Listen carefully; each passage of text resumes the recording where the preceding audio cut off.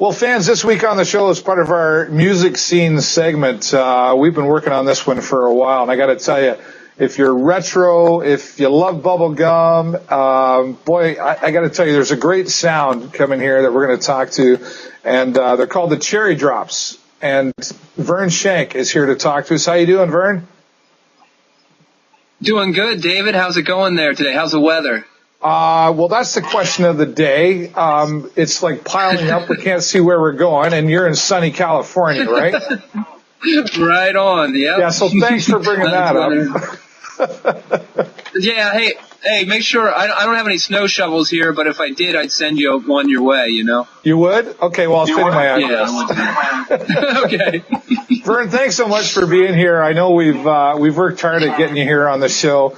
And you're doing a lot of great things. Let's just get right to it here. The Cherry Drops. We say retro, but there's kind of more in that. Just tell me how the Cherry Drops came to be and what your music's all about. Yeah, Dave. Well, it actually started because I was influenced by a lot of the sound from the 60s and early 70s, what we would be considered power pop. The power pop thing kind of started with the sounds of, say, Brian Wilson when he kind of started the Good Vibrations thing. Right. And that continued onward through, the Beatles, the Monkees, I guess the Beatles kind of influenced, and Brian Wilson hand in hand, the Good Vibrations years into Sgt. Pepper's. And then, of course, the Monkees came along and all those bubblegum and pop bands that took a lot of those harmonies and sun-drenched, happy summertime vibe and kind of created that whole sound, So that's some of the early influences of the Cherry Drops, and that's kind of the roots and basis of it. But it's also kind of a blend into the continuation of that power pop sound into even to today's music. But we're pulling heavily from those early 60s and 70s sounds. Bands like the Raspberries and the Sweet and groups like that continued on through the 70s. So it's got that 60s, 70s vibe, but with a little kind of a blending of, new sound today. Yeah, and what about, that's a wide range, I talked to a lot of groups that you put yourself in a genre, and it's really hard to put yourself in a genre these days, but would you even say going from the 60s and the 70s, there's like some of that 80s in there, and an obvious example would be like B-52s kind of stuff? Yeah. Yeah, we have a kind of a surf vibe to us as well. When I say surf like that, kind of poppy surf feel like B-52s, like if we were a female band, maybe the Go-Go's, But we also carry forward into like the 90s when a lot of that pop sound was still brought in, like Weezer, for example, had a lot of really cool kind of poppy songs along with harmonies and things like that. So we're heavily influenced from the 60s, 70s, 80s, a little surf, a little power pop, and into some of the, pop bands of the 90s as well, kind of meshing them all together into a blender, and out comes the Cherry Drops. Yeah. Well, you've done that very, very well. And, you talk about the surfing, and you're in sunny California. On a personal side, are you a surfer? Yeah, I've surfed, off and on throughout the years. I had a bad eye that had an operation, and I haven't been able to get out there on my board like I'd wanted to recently. But yes, heavily I caught the waves here in sunny California as well as in Florida, where I have a second residence. And then I started surfing, like around the Jersey shoreline originally. So yeah, I've surfed quite a bit. Awesome. Well, good for you, because I would have no balance at all. I can't chew gum and walk at the same time. But well, Dave, if you ever get out here to Southern California, we're going to stick you on a board, and we'll push you off into the biggest wave I can find. You'll learn fast. It's kind of like a swimming pool. You get thrown in the pool when you were a kid. Your dad throws you in, and you paddle, sink or swim, buddy. Well, if I ever get out that way, I'll take you up on that, and make sure you take video, because that might be a video that could go viral on YouTube. It might be the last voyage of David Burrows, Well, sink or swims. I will definitely take you up on that. You might be surprised when I knock on your door. But let's talk about your video, Out of Sight. You talk about everybody works and stuff, and this video is kind of about a guy that goes to work, but he really loves his music even more, and gets into the whole surfing and the party thing, and then there's and I'll throw out our friend's name, Rick Perry. There's kind of an ugliness in the video too, isn't there? If you want to put it that way, sometimes art, a form of art of beauty, is actually ugly, or vice versa. Yeah. It just depends the way you look at it, I guess. Beauty is in the eyes of the beholder. Yeah, I hear you. And we're making fun of our friend Bounce the Cat at the moment, but talk a little bit more about Out of Sight. Sure, Dave. The video basically is a story of there's a young man who's goes to work every day, and his boss is a total jerk to him. He belittles him. He makes him feel small. He's a low entry-level employee. Well, he overhears that his boss is going out of town, and he gets sick and tired of his boss yelling at him all the time. So he waits for his boss to go out of town, and then he sneaks into his Malibu Beach house, calls all his friends up, hires us, the Cherry Drops, to play, and they have a insanely crazy beach bash, and his house is getting destroyed, and we got a bartender, and then it's a weekend bash. It takes place from Friday until Sunday basically, but Sunday night the boss ends up coming home early, unbeknownst to the partygoers, because he thought he was coming back Monday. Right. And then the boss shows up in the middle of it all, and all hell breaks loose. And, we could attest to people in the 70s and 80s, like, oh, the parents are away, and they come home early and find all this stuff. But the boss ends up joining in the party and finally having a good time, right? He does. I don't want to give it away, but if you check it out, basically the turning point is a beautiful young lady who sort of had too much to drink, and she ends up kind of throwing up on him, which would be a total turnoff, except for she's so beautiful. She pulls him off to the side, and to make up for it, starts, kissing. They start, making out on the couch. Yeah. So, that turns his whole thought process on both the surfer dude who threw the party, his employee, as well as the whole scene altogether. And then it's all good, at the end. So. Well, and it's, there's a lot of relations that people watching this video, I know myself, can go, yeah, I've been there, done that. I remember, everybody's had a boss that they hated, and then there was that girl that no matter what she did, we were still okay with it in the end. And, the Cherry Drops really have, a lot of bands have fun, but you guys have really, like you say, you brought back the beach sound, and your dress attire and everything. You're just having a whole lot of fun with what you're doing, and you're obviously very, very passionate about what you're doing. You've got a debut release called Everything's Groovy that came out this past year. Share that with us, how that came about.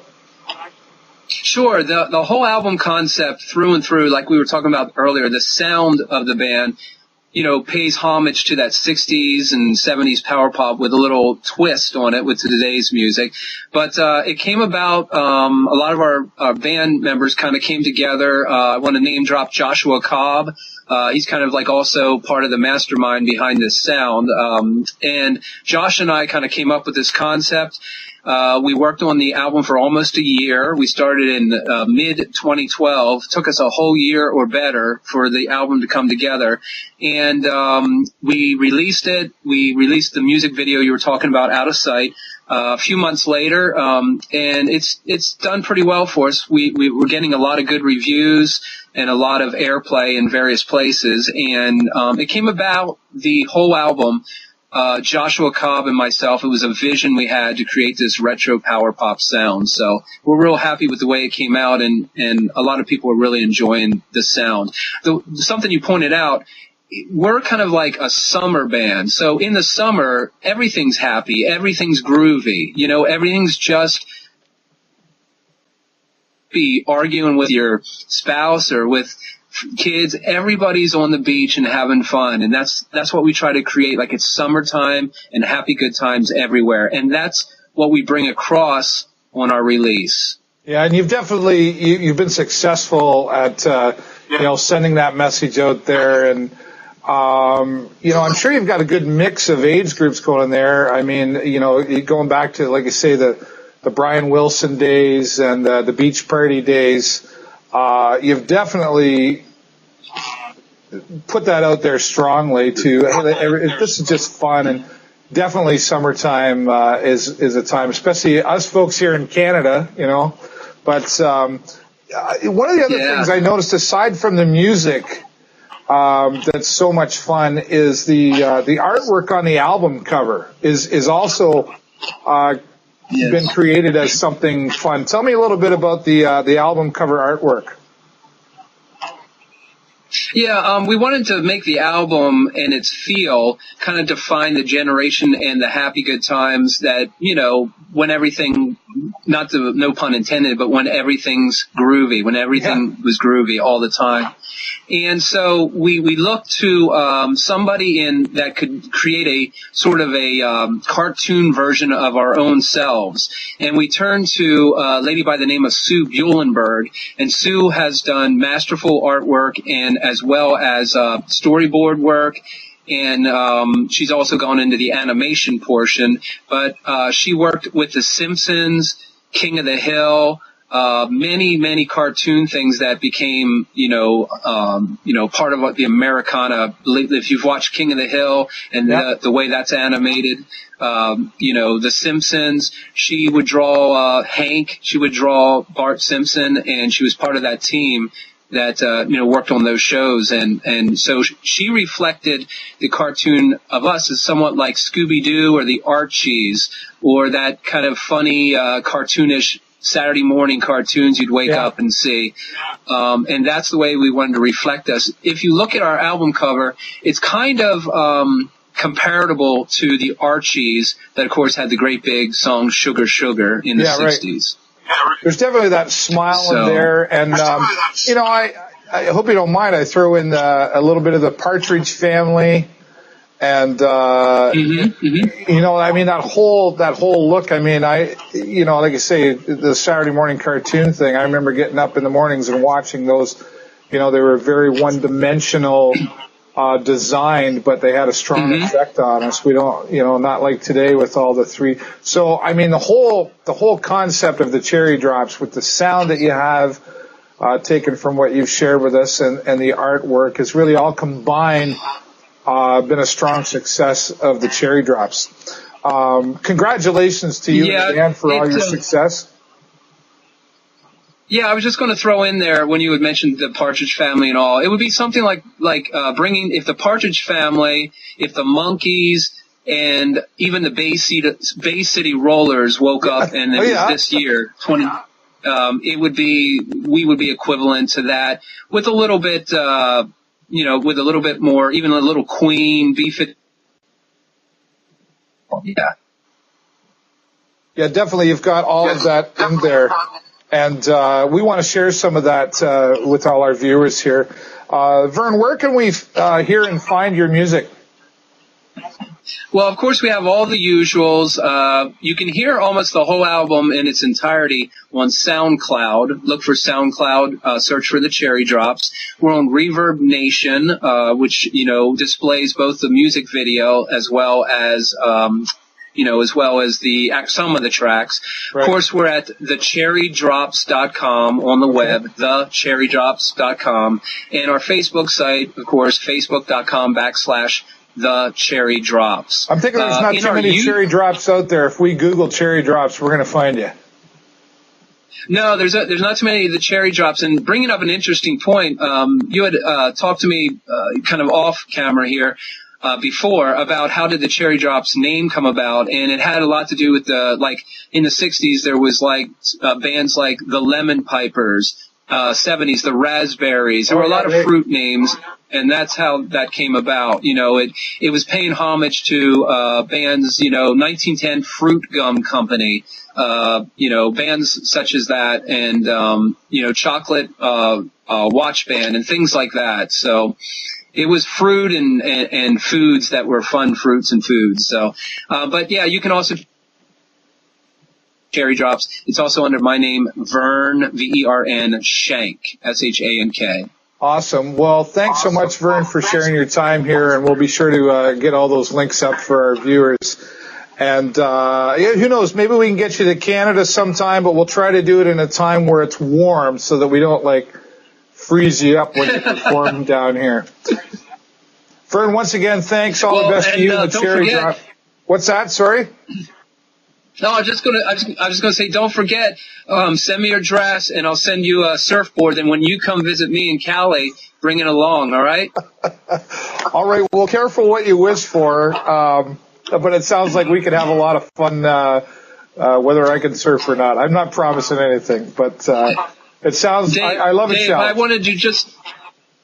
I just want you to do one thing for me and take your two fingers like this and just go cowabunga. Oh my. Cowabunga, dude. You got it, bro. I'm better at dope. And I like Duff beer. What can I say? Vern Shank from the Cherry Drops. Thanks, Vern, for joining us here on the show. And right now, folks, we're going to show you that video that we've been talking about here with Vern, Out of Sight. So turn up those computer speakers and get ready. Here is the Cherry Drops, Out of Sight.